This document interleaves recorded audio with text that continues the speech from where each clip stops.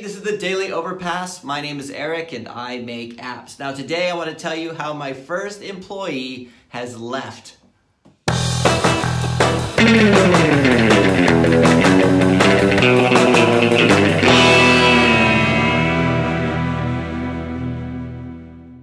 So earlier this year, I talked about growing the company and how I really needed to hire somebody. I have teams overseas. I have a team in the Philippines. I have teams in Vietnam. But when it comes to like dealing with clients and doing things on a day-to-day basis, I was swamped. I have too much to do. And this is something I've needed to do for like years, is I need to grow and hire some new people. But the idea scared me to death. Just having somebody where you're responsible for, they're in the office. I know overseas you're responsible for them too, but it's just keeping somebody busy all the time. It's a lot more expensive to hire somebody locally. You have all the employment laws and everything you have to adhere with. So, but about 4 months I finally did hire my first person. And you know, last week when I said your first app is like your first car, I think it's kind of the same with hiring somebody. If you're gonna make mistakes, that's where you're gonna make those mistakes. So now she's gone. I'm by myself again. So she gave notice last week. She found another job, something that was a little bit more challenging and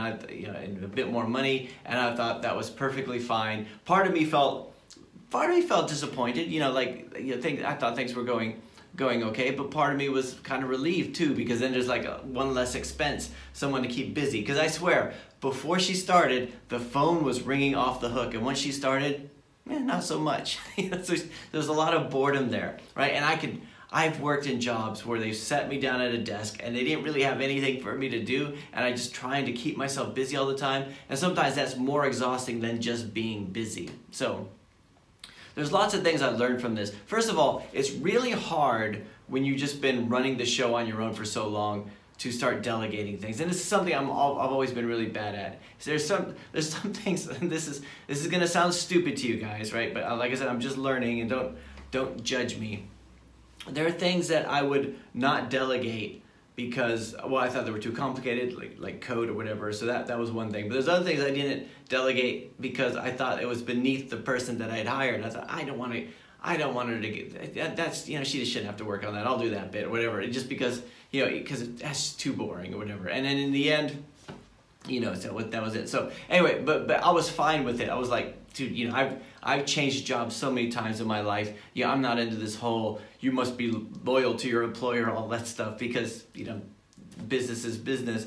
But so I will look for somebody again here soon, but it'll probably be part-time. That was another thing. Once I started getting everything done, it would have probably been better to go part-time and everything like that. So anyway, I just thought I'd update you guys on that, because I know for a while I was talking about that for a long time, and I went through the whole going to HR people, getting contracts signed up, getting everything done. So I'm actually employing for the next year, actually no, it might be longer than a year, an HR company, so I pay every month something, right? And I don't even have any employees besides myself.